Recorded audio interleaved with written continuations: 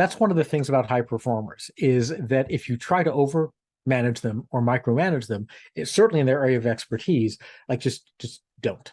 Ask them how they want to be managed. But if somebody understands the problem 10 times better than you do, you are not adding any value by trying to explain to them how to solve the problem. Welcome to the Business Ownership Podcast, brought to you by Awareness Strategies, helping you navigate the waters between entrepreneurship and ownership. Hey there, peeps. This is Michelle Nedelec, and I am super glad that you're here with us today because I am here with my most amazing guest, Stever. Stever, thank you so much for being here with us today. Oh, thank you so much for having me. You are with the most amazing hosts, so we have parity. There you go. Thank you. So tell us quickly who you are and a quick introduction to your business. Who the heck am I? My name is Stever Robbins, and I am a two-time founding entrepreneur myself, and I've been with 7 other startups as part of the initial team. I'm a graduate of MIT and of Harvard Business School, and I specialize in working with extremely top high performers and the companies that they work for to help them create a culture of not just being able to attract top talent, but also retain that top talent. So they want to stay and they want to be engaged, and the company can get the most out of the high performers they have. Nice. I love it. So how did you get into high performance as a thing? Honestly, I don't know. I realized, Kidding. well, I realized that most of my business had been oriented around just kind of generic businesses. And my social life was, I really like hanging out with ambitious people who are very high performing and, who really kind of, you toss them the ball and boy, do they run with it, depending upon which sport you're in. I mean, in golf, the running with the ball thing, not so good. But for other sports, sure. And one day it occurred to me, with the help of 2 strategy consultants and 10 weeks worth of strategic planning, that why not combine the things that I love to do? So I like working with high potential people. And frankly, I started off as one. And what I found was that most of the companies, if not all of the companies that I've worked for, are really geared, employees fall in a bell curve because we're a population. And most of our processes and most of our talent management, HR buzzwords, see, I can do buzzwords. Most of our talent management is really oriented around the peak of the bell curve.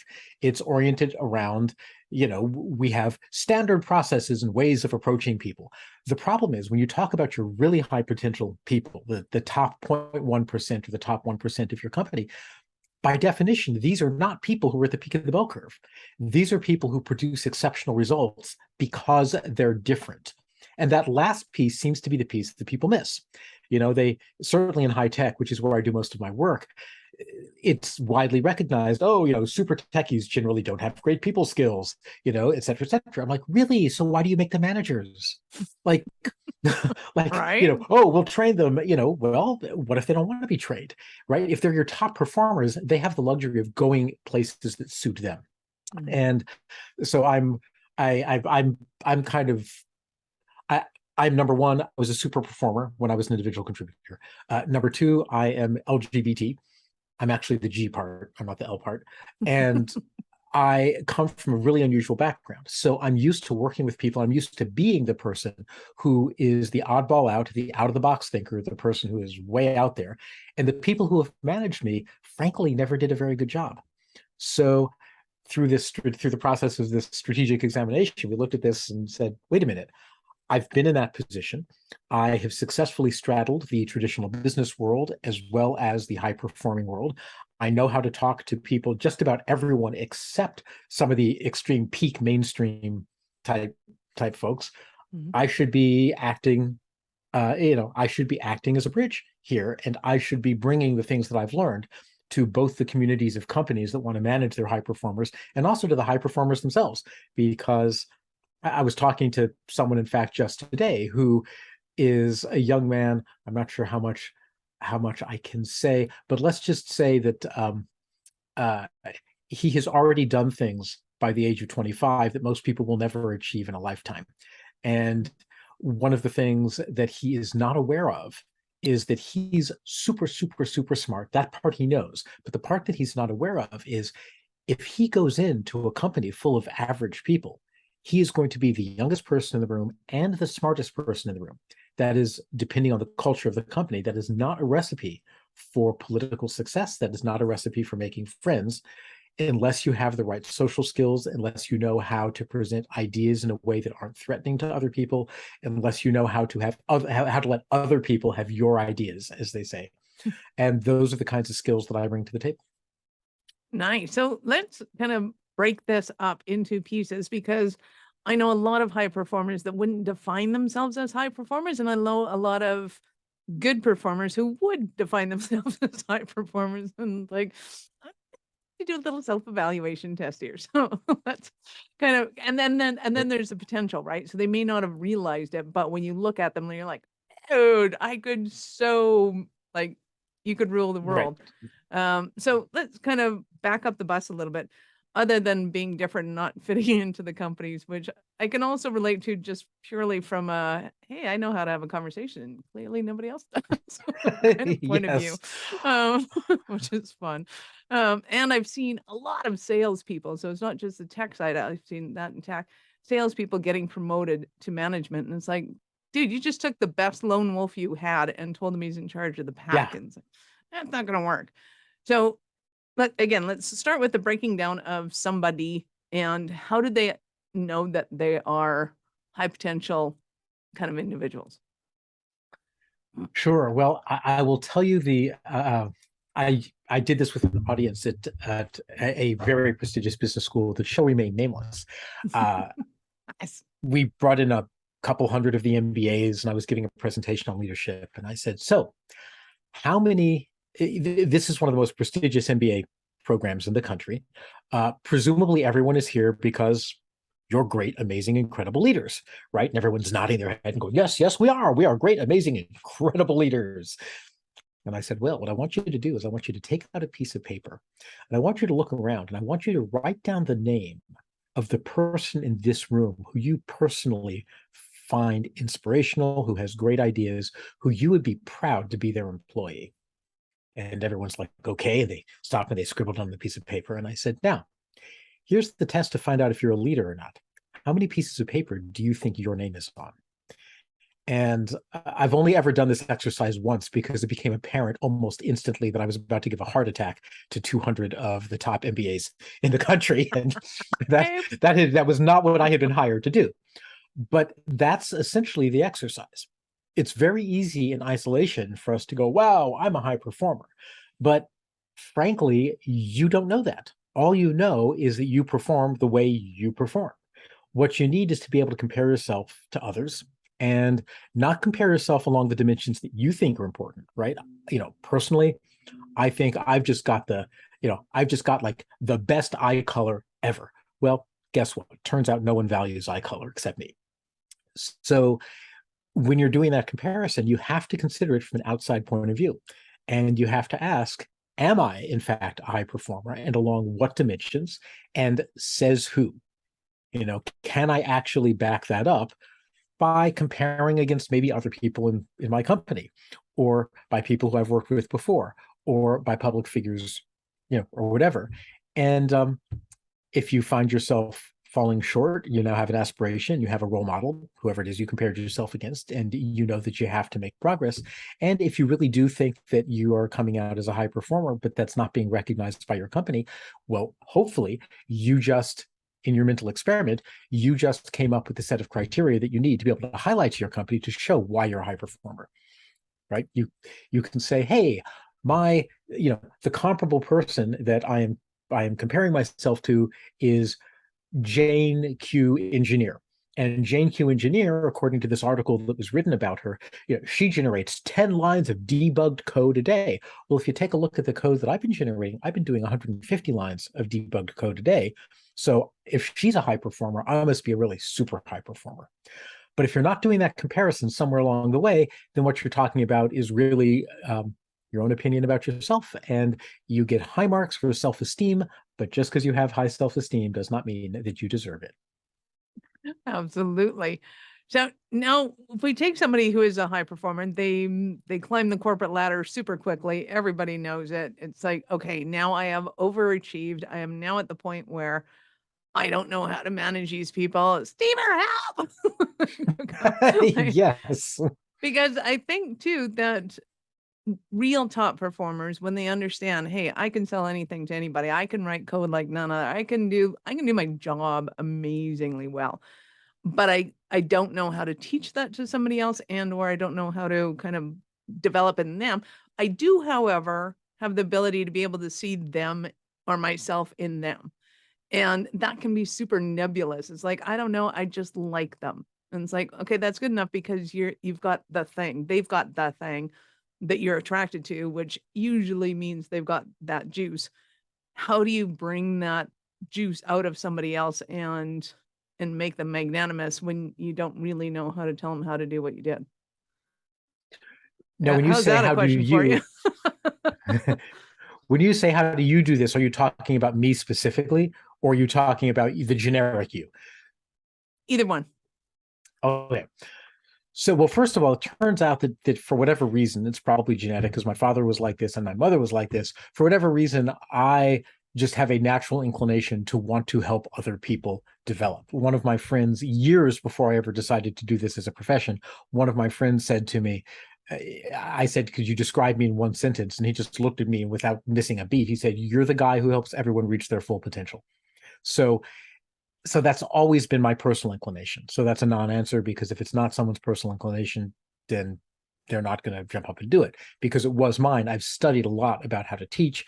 I was the co-designer of one of the modules of the Harvard MBA program, and I used that as an excuse to go out and learn everything the human race knows about adult education, about attitude change, about emotional behavior change, about intellectual and cognitive behavior change, all that stuff. However, someone who isn't kind of a super geeking out on how you develop other people, first of all, you have to ask the question, is this someone who should be managing other people? Do they want to manage other people? Because, and this, by the way, this is where the organization comes in, because people tend to look at high performers as if they exist in isolation, but they don't. They exist within the bounds of an organization. And one of the questions is the fit between the organization and the high performer.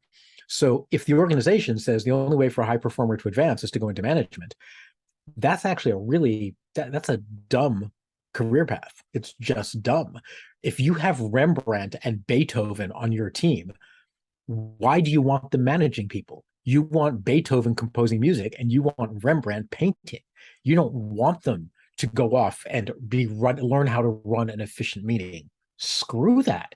Paint, play music. We'll get somebody else to figure out how to run an efficient meeting. And then you guys don't even have to show up if you're busy with a composition or with a piece of art, unless it's absolutely necessary. So what that means is, right, ideally, either you have organizational systems that provide a career path for the people who are high performers where they get to stay in their zone of excellence.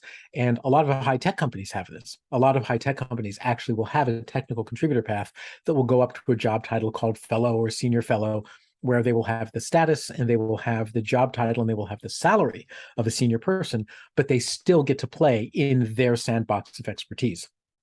If you don't have that, then you need to either let Rembrandt paint and figure out some other solution to the management, but still give them an increase in salary and whatever else you can, or you need to find out maybe Rembrandt really does want to be mentoring an entire studio full of apprentices. In that case, they will probably be motivated to learn how to do it well. Because the thing about high performers is they're high performers because they like to do stuff at a really high level of competence. So once they decide something is worth doing, they will put their mind to it. They will latch onto that and become excellent at it, which, by the way, that was one of the things that was really non-intuitive about this, right? Is people tend to think, oh, you have someone who's an expert in this field.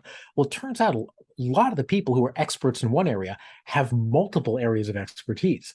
It's not so much that they're driven to be an amazing mathematician, it's that they're driven to be amazing at whatever they do. And if they're doing math, they're an amazing mathematician, but on the side, they just happen to play for XYZ orchestra and just got back from performing for the king.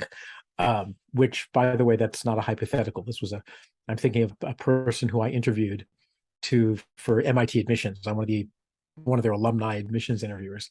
And And there was this teenager who just kept saying, "Oh, I'm nothing out of the ordinary. I'm nothing out of the ordinary.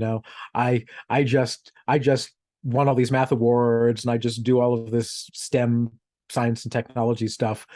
And then and then in the conversation, I kept saying things like, "Well, do you have any extracurriculars?" And they said, "Well, I guess, I started this little choral group." And I was like, "Oh, that's nice." She's like, "Yeah, I mean, this was several years ago, so there was still a queen at the time." She said, "Yeah, we got to perform for the queen this year. That was kind of fun." And I was like, wait, what? You, in between winning all of these national awards for STEM subjects, you started a little choral group and performed for the queen? Right. So That's what I'm if talking you're about. These people, they just don't seem to recognize it. It's like, oh yeah, we're just having fun. right, I don't know. Yes. oh, right. So as soon as they understand that they want to mentor or help other people get better at what they do, all you need to do is point them at that and point them at some good resources, Right. and they hopefully will take it and run with it.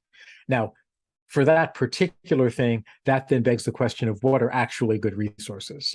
Personally, I'm not super impressed with most of what's out there about human behavior and how to manage people.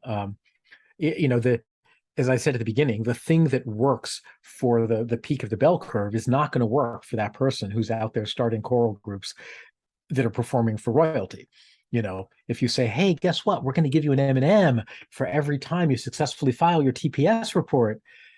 Yeah, it's none enough with the M&Ms. um, so that's a whole nother level. You have to point them at the human behavior, at some good human behavior stuff where they can learn and incorporate into their mental models, and they will get good at it if they decide it's what they want to do. And if they decide it's not what they want to do, you need to give them something else to do, where they can keep in their zone of excellence, their zone of expertise. I love it. So would you say that this pertains mostly to corporate or, Fortune 1000s or even Fortune 10,000s, if you want to put it that way? No. Or can the average kind of business go, you know what? I think there's some pretty epic people here and we could figure out how to hire them, entertain them, and, just up level the Sure. business somehow.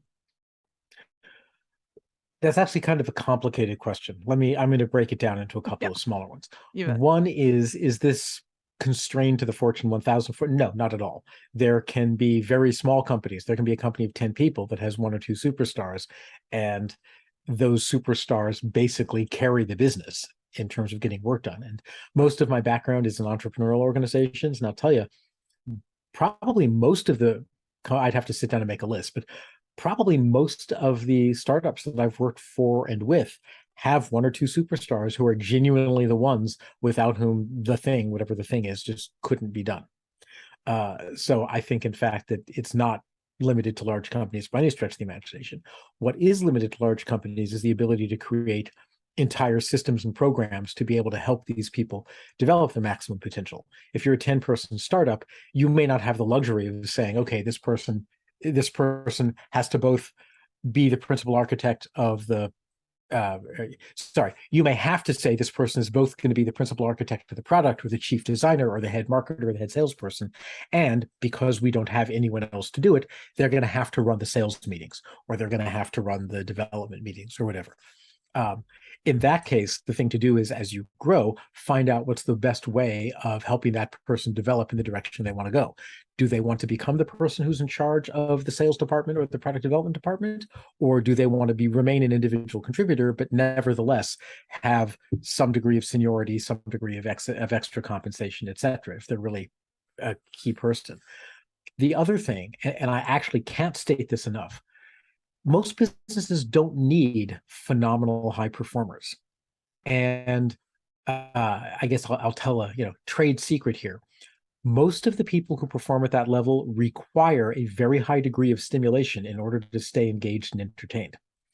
If they don't get that high degree of stimulation, they will find it, and they will either find it by leaving, in which case you just wasted a bunch of time and money taking on an employee who wasn't going to work out, or they will find it by creating challenges for themselves, which means that some nice, simple, easy task that could have been done in 20 minutes, well, now we've decided to do it in platinum.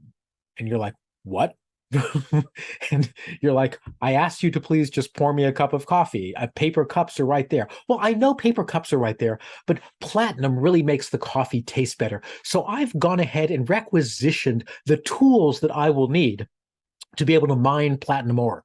And and you're sitting here going, wait a minute, oh, high performing person, why don't you just use a paper cup? And the answer is because they need to be given challenges that are of a level that they're really going to be able to sink their teeth into.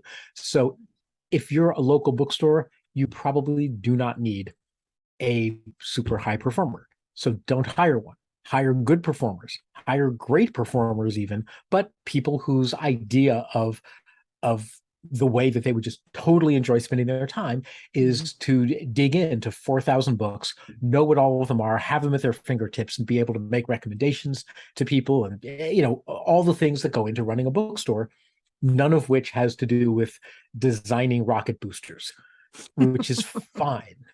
I keep using STEM examples. I don't mean to use STEM examples. I mean, they can be STEM. They can. That's just my background. They can be STEM, as you pointed out. They can be salespeople. They could be people who do finance, etc. But basically, it could be the receptionist. I mean, yeah. Once upon a time in a life prior, I took on a job as a receptionist just because I needed a 9 to 5 job. It's like, I need to start now. Somebody will hire me now. I can do this. And of course, everybody looked at the resume and went, why? And I said, I need 9 to 5. I'm like, okay, I get it. So one company was smart enough to go, hey, if you have some extra time, here's the head of marketing, here's the head of this, here's the head of that. They may have some stuff for you. Feel free to do that at your will. And it was awesome because every department head would give me stuff and I just crank it out because I was bored out of my mind. And it was awesome. Right. It worked fabulously well. Others just don't know how to do that because of ego. Right. Well, and it sounds like you were engaged and you learned all the different things you would need to do. And by the way, once you've done that, now that becomes the foundation you can build on, right? That now goes on your resume. That now becomes talking points. That becomes awesome stories for you to tell, etc. And as a high performer, and I'm going to assume you are. I've never worked with you, but high compared to the people I was with. Right. Everything relative. But it's important to note that you don't have 100 high performers in a 100-person organization, generally speaking. Right. And if you do, you need to figure out how to manage them. One of the things that I think is just brilliant, and apparently this was written into a book. I've never seen the book. I've just seen the slide deck, is the Netflix culture document. And in the Netflix culture document, and just Google it, just Google Netflix culture document, and you'll get a copy of the slides. And they pose the question. They say, look, how do you create a company of high performers? If that's what you really want, is for everyone to be these amazing, incredible A players, how do you get a whole bunch of A players to play together? Because A players, for example, really don't like detailed, specific rules. I am, let's see, I don't want to say anything that would give away the details. I have been asked, I'll use a metaphor. This is a metaphor. Well, this is the truth, but this is a metaphor for the real situation. So I was a podcaster for 12 years, and I had a podcast that was basically a fixture in the iTunes top 10 business podcasts, and it was as high as number 3 on iTunes overall. Nice. And each one of the episodes, thank you. I stepped down right as podcasting took off in 2020. Each episode, I would write it as an article, and then I would do the voiceover talent for the article. So I would read the article. And that gave me just a teensy weensy bit of writing experience, 587,000 words worth to be precise. Actually more than that, because the episodes were an average of 1,100 words. So let's just say I have a little bit of writing experience, and somebody has asked me to host an episode of their podcast. And I said, okay, sure, happy to do it. They said, great. Well, we're going to sit down and go over what you have to do that next Tuesday. And we met, and instead of them saying, look, here's who the audience is, here's the broad structure of a show, take it away, they were like, well, we find that the way that one structures a show is first you write down the big idea that you want to convey. And then what you want to do is you want to write down 3 bullet points for each part of the big idea. Now, once you've got the big idea, you want to just practice saying that to yourself in the mirror over and over and over until you can say it naturally. And I'm like, Do you know who I am? sure. Right. Well, and again, that's one of the things about high performers is that if you try to over manage them or micromanage them, it's certainly in their area of expertise, like just don't. Ask them how they want to be managed. But if somebody understands the problem 10 times better than you do, you are not adding any value by trying to explain to them how to solve the problem. What you are adding value by is saying to them, why don't you take it away? If you need anything or if anything gets in your way, let me know, and I will make sure that no one invites you to useless meetings. I will make sure that there are no administrative burdens put on you. I will make sure that the only thing that you need to think about is solving the wonderful, amazing, incredible problem that you are the only person at this company who can solve at the quality level that you can solve it. And that's what I would do. Wow. So talk to me about who you love to serve and support, because I get there's the whole corporate and training and taking leadership and going, hey, here's how this goes down. And then there's working one-on-one with people that are just going, hey, Stever, I totally need help in this, and everyone in between. So where do you love to spend your time and all that kind of fun jazz? Well, to me, those aren't super separable. Now, I started my consulting career. Well, I first started doing management consulting, and then I went mainly into executive coaching. So I would call that one-on-one leadership development. And I'm shifting back in more of a consulting realm because what I've discovered is that people, when people think about their own performance or the performance of other people, they tend to isolate that performance in their mind to just that person. So they say, hey, let's use your example, right? Michelle is an unbelievable, amazing, incredible top saleswoman. Now, what that is missing is the fact that Michelle is embedded in an organizational context. And the reason that Michelle can get out there and can spend her time closing multi-million-dollar deals is because when she needs a piece of information, it's at her fingertips. She doesn't know how. All she knows is that she mentioned it to someone yesterday, and today there's a report on her desk giving her the competitive information she needs to make that multi-million-dollar sale. And sometimes a person's performance is solely due to their own abilities, right? They're a high potential, high performer. They're the shiznit. However, they can be derailed or enabled by the organizational context. You can have an organization, for example, that requires you to fill out 9 TPS reports in order to get the market research data that you need to be able to have that multi-million-dollar sales meeting. And each TPS report requires 6 to 7 hours worth of preparation time. So number one, it's going to hit your budget. And then number two, wow, we're really backed up right now. We'll get that to you sometime in late November of next year. Never. Exactly. Yeah. So the reason that I'm concentrating now on both the individuals and the organizations is that you can do an organizational diagnostic. You can take a look at an organization and say, who are your processes optimized for? And do you have high performers? And is it working for them? And then frankly, is it important enough for you to either change your processes for everyone or to find ways of altering them just for the high performers? Because their performance, again, is a function of both their own abilities and the organizational context that they're embedded in. And right, so that's more of a consulting role. So these days, I'm thinking of what my company does as primarily consulting, and sometimes the changes that need to happen are at the organizational and the process level. Sometimes the changes that need to happen is you have a manager who needs to be trained how to deal with a high performer. How do you manage somebody who's way smarter than yourself and has no social skills? Because you may need to have them on your team. And if so, you want to have a relationship that works well with them. And then number three is finally the individual themselves, because there are high performers. And now I am going to rely on an engineering stereotype. There's a lot of engineers who are not, shall we say, the most delicately subtle human communicators. What? Wasn't that diplomatic?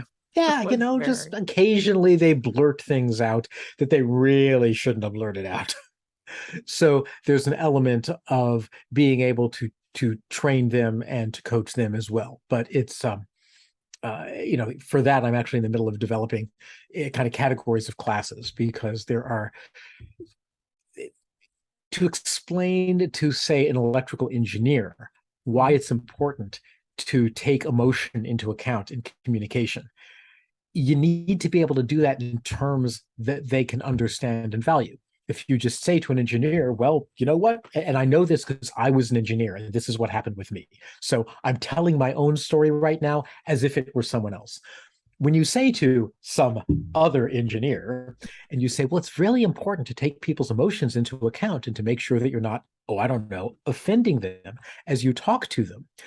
What the engineer might think, by engineer, I mean me, what the engineer might think is, it's not my responsibility to manage their emotions. If they can't deal with their emotions, that's their problem. They should just listen to my super brilliance, because once they've heard my super brilliance, they will be so amazed that they'll just do what I say, even though they're upset and they feel insulted or whatever.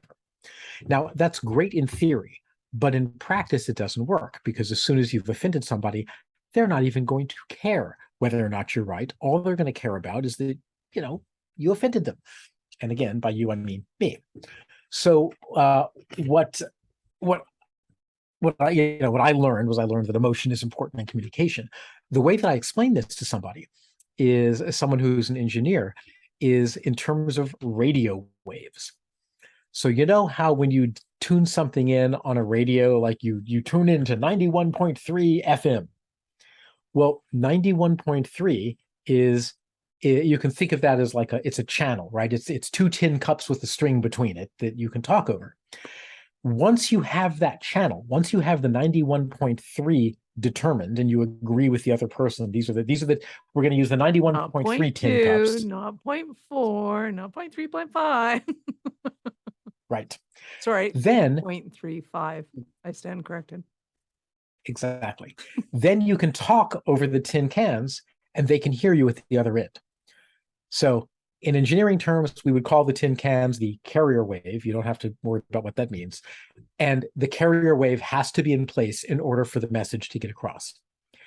Engineers totally understand that. And then I can say, well, guess what? Emotion is the carrier wave. Emotion is the tin cans with the string. And if somebody isn't in the right emotional state, the words stop at your tin can and they never hear them. Nice. So love that analogy. Yeah. And so part of what I'm doing is I'm actually designing curricula to help translate a lot of the concepts that are important in an organizational context into concepts that work for people who are domain experts in different areas. I love why it. So not? Give us an example of one of your Cinderella stories, just so people can get an idea of the scope with which you work. Oh yeah. So there was a gentleman who I was hired because he was creating a lot of friction in his company, and I was asked to work with him. And we did a 360-degree assessment to understand how he was viewed by other people. And the 360-degree assessment included people at the senior levels of the company, people at the junior levels, people who were his peers. Every single person said the same thing. They said, this person is the smartest person at the company. They understand all of the issues of everything better than anyone else does. In meetings, they always have the right answer, and they have it within seconds. And I will never, ever, ever do anything that they say because that person is such a jerk. I would rather have the company go under than to actually give them the satisfaction of having their idea be accepted. So I went back to the person. I said, it's kind of interesting here. Everyone thinks that you have the right answer and no one's willing to listen to it because of the way you're coming across. And what we did was remarkably simple. We just did a trial period. We said, for the next 3 weeks, you are not allowed to say more than 3 sentences in any one meeting. So you can't make the case for the point of view that you know is right. But what you can do is you can nudge the conversation in that direction 3 times. And he was like, but how can I do that? I'm used to talking all the time. And I'm like, well, get yourself a muzzle if you have to. 3 sentences, go. And he did it. And he came back 3 weeks later and said, oh my gosh, this is amazing. People keep coming up into the hallway telling me how smart I am and how much they've enjoyed being in meetings with me. And it's weird because I'm only saying 3 things, but somehow everyone is doing the thing that I knew from the beginning would be right. Of course they are, because he's nodding at the right time. I mean, he's giving plenty of communication. He's just not Right. doing it in a way that makes other people feel diminished. Right. And that's the kind of thing which, to somebody who was lucky enough to be born with high social skills, that sort of thing is instinctive. Yeah. But to somebody who has spent their entire life being the smartest person in the room and being rewarded for it and recognized for it, that's the role they need to play in their own minds. And at some point, when you're, a super incredu domain expert, at some point you need to shift the way that you need to understand that the criteria changes. And the things that got you to be the head of your sales team are not going to get you to be the chief marketing officer or the chief revenue officer of your company, because at some point it stops being about your skill at chief revenue officering, and it starts becoming about your skill at doing the integration with the other people and the other functions and the company strategy. And that's literally a completely different skill set.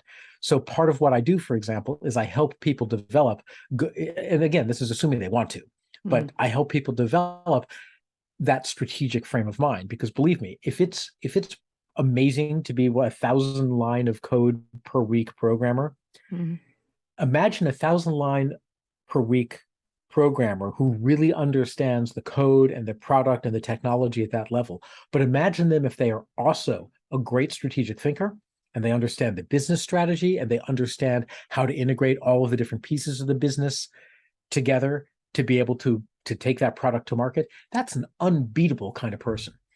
And they have to want to be that, and the company has to be able to give them the developmental opportunities to be that and the specific skills.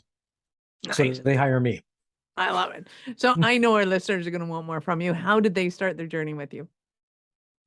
They went to my website, steverrobbins.com, STEVERROBBINS.com, and clicked on the contact menu item I think it's in the upper right, and sent me an email.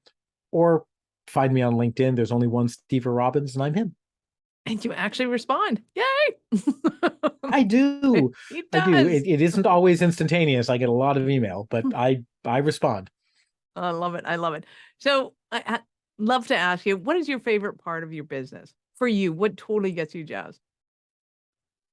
Really, my favorite part of the business is working with people who have big, big dreams and want support in making them happen, right?